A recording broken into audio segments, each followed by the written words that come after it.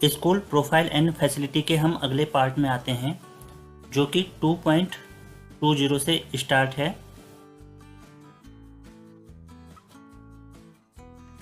Physical facilities and equipments in school. इसमें 2.21 में कह रहा है कि whether boarding hostel facilities are available for the following stage level. तो हमारे प्राइमरी में तो मोस्टली जो है हॉस्टल बोर्डिंग जो है ये उपलब्ध नहीं होते हैं। हाँ, जहाँ आश्रम पद्धति के विद्यालय चलते हैं वहाँ पर ये फैसिलिटी होती हैं। तो प्राइमरी के लिए मोस्टली यहाँ पर नो ही रहेगा, लेकिन जहाँ ये आश्रम पद्धति के विद्यालय चलते हैं वे इसे यस करके फिर यहाँ पर उनकी डिटेल्स बॉयज़ और गर्ल्स के लिए अलग अलग भर सकते हैं। फिर इसके बाद अगला पॉइंट यहाँ पर है, does the school have the following equipments?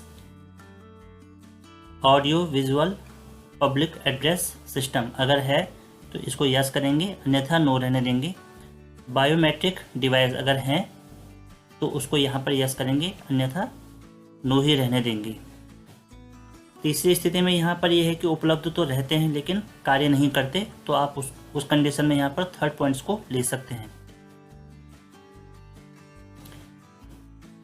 यहाँ पर हमको अवेलेबिलिटी बता रहा है कुछ चीज़ों की, जो कि मैं समझता हूँ कि जो हमारे इंटर कॉलेज या हाई स्कूल वगैरह होते हैं वहाँ पे ये लेबोरेटरीज़ के जो इक्विपमेंट्स हैं वही शायद इनको शो कर सकते हैं। प्राइमरी स्टेज में तो यहाँ पर नहीं शो कर रहा है, तो ऐसी स्थिति में हम यहाँ पर सेव और नेक्स्ट करके आगे बढ़ जाएंगे। अब हम आते हैं स्कूल प्रोफाइल एंड फैसिलिटीज़ के अंतिम भाग में, जो कि 2.24 से स्टार्ट होकर 2.28 तक चलेगा। इसमें यहाँ पर कंप्यूटर्स एंड डिजिटल इनिशिएटिव्स जो हैं उनकी डिटेल्स मांगी जा रही हैं। आइटम्स के जो नाम है वो यहाँ पर हैं। Total number of functional units जो अवेलेबल हैं उनकी संख्या यहाँ पर है। Number of functional units for pedagogical purpose out of total, उनको आप यहाँ पर शो करेंगे। आइटम्स में डेस्कटॉप पीसीज उनकी संख्या आप यहाँ पर शो कर देंगे दोनों कॉलम के अनुसार। लैपटॉप नोटबुक अगर उपलब्ध हैं तो उनकी संख्या शो करेंगे। टैबलेट्स जो कि उपलब्ध कराए गए हैं हमारे विद्यालयों में उनकी संख्या आप शो करेंगे।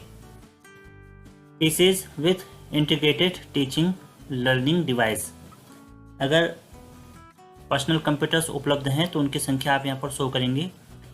Digital board with content management system and solutions, अगर ये उपलब्ध हैं किसी विद्यालय में तो यहाँ पर उनकी संख्या शो करेंगे और वो पेडागोजिस के लिए जो है यूज़ हो रहे हैं या नहीं उसको भी आप यहाँ पर बताते हुए चलते रहेंगे। प्रोजेक्टर अगर हैं तो संख्या शो करेंगे। ऐसे यहाँ पर प्रिंटर्स की संख्या, scanners, server, web camera, smart TV, smart classrooms used for teaching with digital boards, अगर ये उपलब्ध कहीं पर हुए हैं तो आप यहाँ पर उनकी संख्या बता सकते हैं। कुछ जगह प्राइमरी में भी प्राइमरी विद्यालयों में ये उपलब्ध हैं और जूनियर में तो शायद मेरे ख्याल से अब सभी जगह ये उपलब्ध कराए गए हैं, तो उसके अनुसार आप जो है इनको यहाँ पर शो करेंगे। Mobile phone used for teaching, अगर शिक्षण के लिए हम मोबाइल फ़ोन यूज़ कर रहे हैं तो उनकी संख्या आप यहाँ पर शो करेंगे।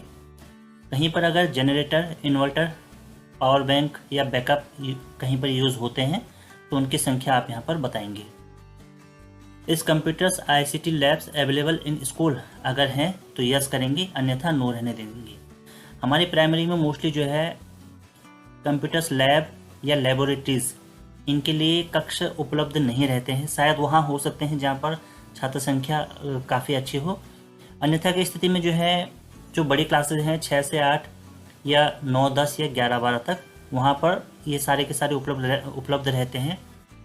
चूँकि हमने पहले डिटेल्स में इनको नो किया है इसलिए इसके आगे जितने भी कॉलम हैं ये सारे के सारे यहाँ पर हाइड हैं, छुपे हुए हैं, तो हम इनको यहाँ पर नहीं भर सकते।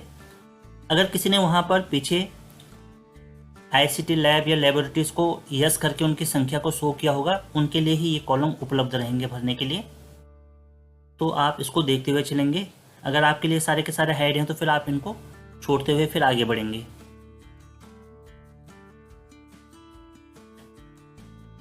Does the school have internet facilities? काफ़ी विद्यालयों में जो है इस बार राउटर लगे हैं BSNL के, तो कहीं पर अगर ये काम कर रहे हैं, वाईफाई कर रहे हैं, तो आप इनकी संख्या को आप इसको यस या नो करके शो कर सकते हैं। और किस माध्यम से ये विद्यालय में उपलब्ध है, यहाँ से देखते हुए आप इनको शो करते हैं। वैसे तो सारे के सारे जो है वाईफाई रूटर के द्वारा ही चल रहे हैं, तो आप ऑप्शन को ध्यान से देखिएगा। In access to internet facility used for pedagogical purpose, तो जाहिर सी बात है कि उसी के लिए यूज़ हो रहा है सारा, तो इसको आप यहाँ पर यस करते हुए चलेंगे। अब अगले पॉइंट पर यहाँ पर does the school have the following facilities? Equipment, facilities, availability, yes और नो, ये आप यहाँ पर शो करते हुए चलेंगे। Whether ICT based tools are being used for teaching, सब जगह होता है, इसको आप यस करेंगे। Access to E content, digital contents, resources at school, तो ये भी सब जगह है, इसको भी आप यस करेंगे। Assistive teach based solutions for CWSN, जो विशेष आवश्यकता वाले बच्चे जो हैं उनके लिए अगर कहीं पर कोई विशेष व्यवस्था है तो आप उसको यहाँ पर यस करेंगे, अन्यथा नो करेंगे। वैसे हमारे प्राइमरी विद्यालय में तो जो है अलग से जो है व्यवस्था नहीं रहती है, तो इसको आप यहाँ पर नो दिखा सकते हैं। कहीं पर अगर है तो आप उसको यस कर लेंगे। Access to DTH TV channels, अगर ये उपलब्ध हैं कहीं भी किसी विद्यालय में तो उसको यस करेंगे, अन्यथा नो रहने देंगे। Does the school have digital library, कहीं पर अगर डिजिटल लाइब्रेरी है किसी विद्यालय में तो वो इसे यस करेंगे, अन्यथा नो रहने देंगे। ध्यान दीजिएगा, ये यहाँ पर डिजिटल लाइब्रेरी की बात कर रहा है, सामान्य लाइब्रेरी की नहीं, तो ध्यान से पढ़ते हुए आप उसको यस या नो करना। Number of e books, E content available, तो चूंकि हम इसको पहले से ही वहाँ नो कर चुके थे इसलिए ये बॉक्स यहाँ पर हाइड है। इस प्रकार से school facilities and profile management के हमारे सारे पार्ट्स यहाँ पर कंप्लीट होते हैं। आप सारे डेटा को ढंग से चेक कीजिएगा, उसके बाद ही आगे बढ़ते रहिएगा। तो उम्मीद करता हूँ कि आपको school profile and facilities management module के जितने भी पार्ट्स मैंने यहाँ पर बताए हैं आपको समझ में आ गए होंगे कि किस प्रकार से हमको सारा जो डेटा है उसको फिल करना है।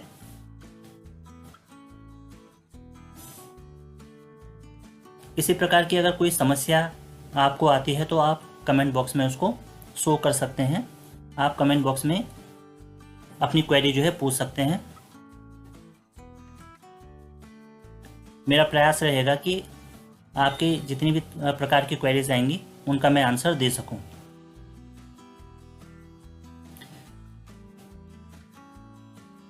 तो इसी के साथ जो है मैं इसके सारे पार्ट्स जो है कंप्लीट करके इसे यहाँ पर समाप्त करता हूँ।